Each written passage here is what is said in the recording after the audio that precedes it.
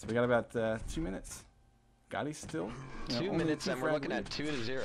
Yeah. Yeah, it's possible.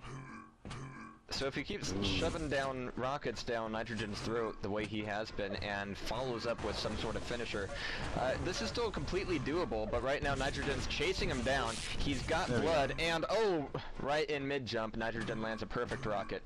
And it's going to be number 3, and that could seal the fate of Gotti here. Yeah, I think so. And I think Gotti's complaining about weapon switch.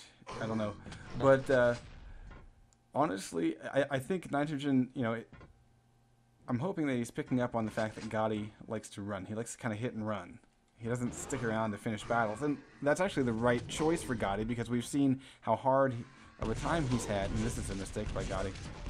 One good rocket will put him down. But the hit and run thing is actually a good thing for Gotti, because he hasn't had access to armor for most of the map, and that's just thanks to Nitrogen playing it well. That's a nice square rocket. That'll give him frag number 4, and that pretty much will give him this map. And so, did we figure out who the next challenger is going to be for Nitrogen? It's going to be Redshift, and I did want to comment that as many holes as Nitrogen has been leaving open for Gotti, he's been doing a pretty solid job of taking this nice red armor, yellow armor, mega health approach.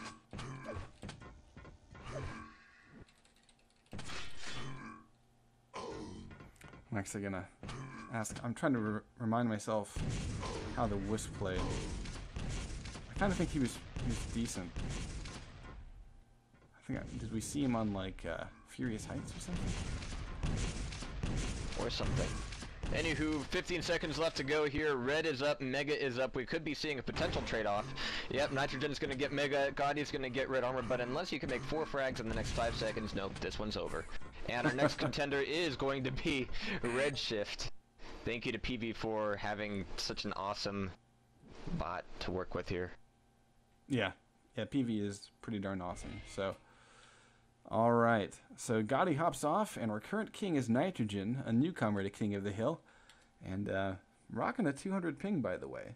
So we'll see if that becomes an issue for him. I think this is a good choice. This is going to be an interesting map for Nitrogen, because probably due to his ping, he hasn't been using a lot of LG, and this is going to be a very, very LG heavy map.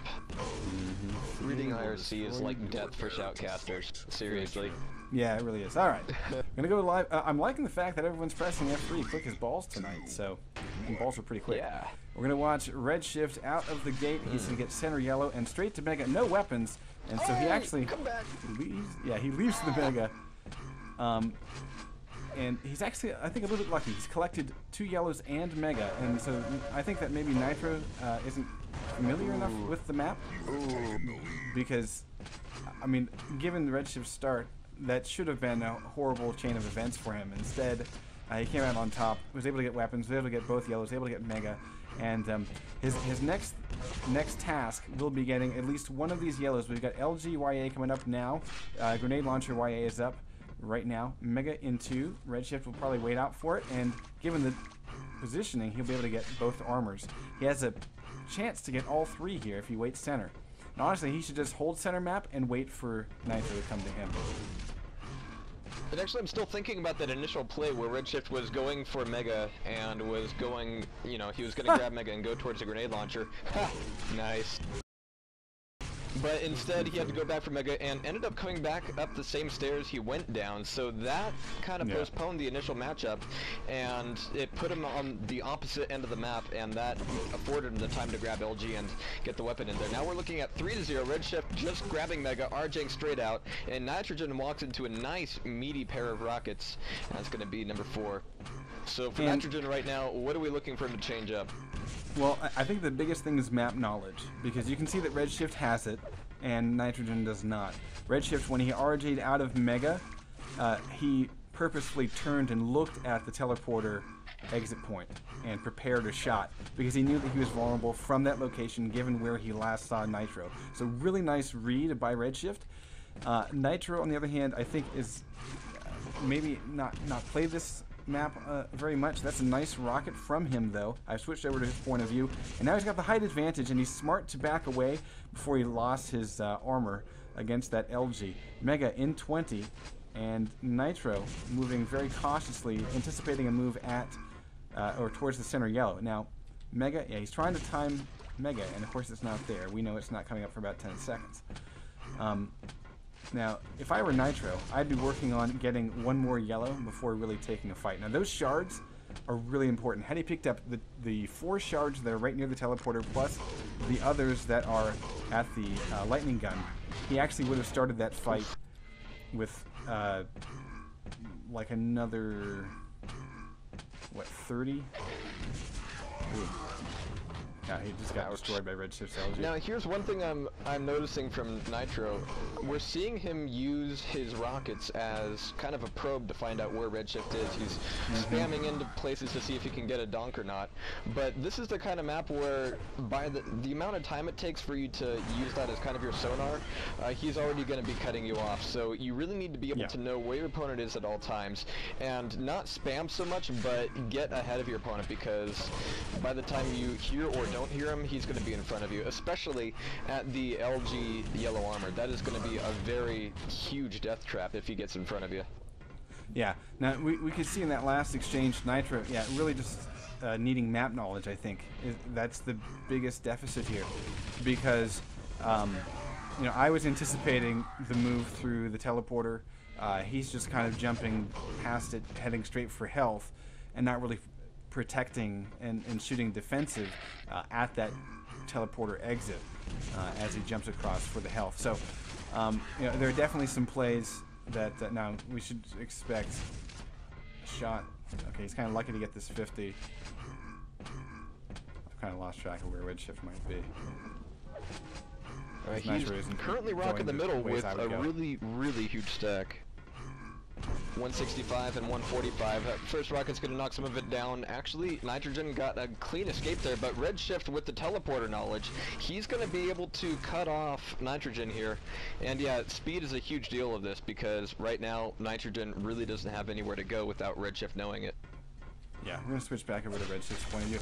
Nitro should be able to collect that Mega. He does, but he comes up walking into an LG. Redshift looks like he's going to just kind of let him go.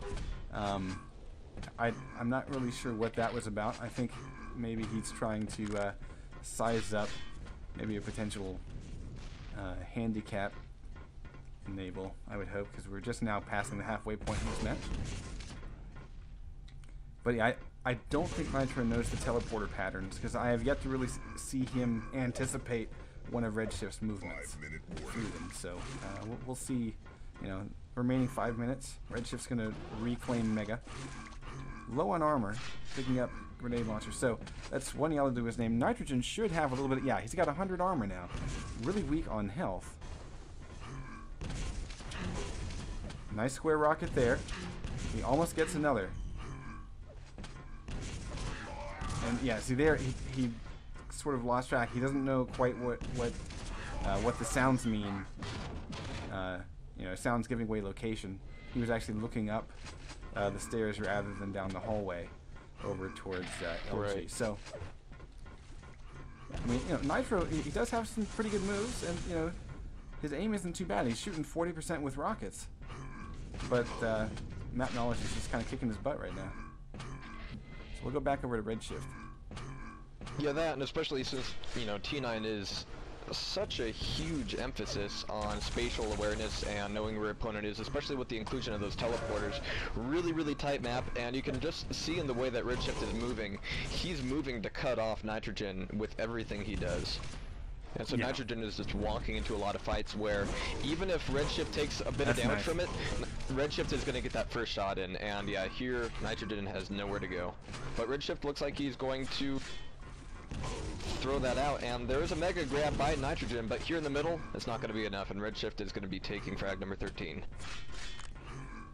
Yeah, and I think that one of the biggest differences between these two players, due to the map knowledge, that's a nice rocket there. There's a pair that will get him on the board, 13-1, very nice. As you can see, Nitrogen definitely has some aiming skill, and it's all about the brain work at this point for him. But I think, the one thing that map knowledge affords Redshift is anticipating Nitrogen's movements. Nitrogen is reacting to Redshift's movements, and that means that even in this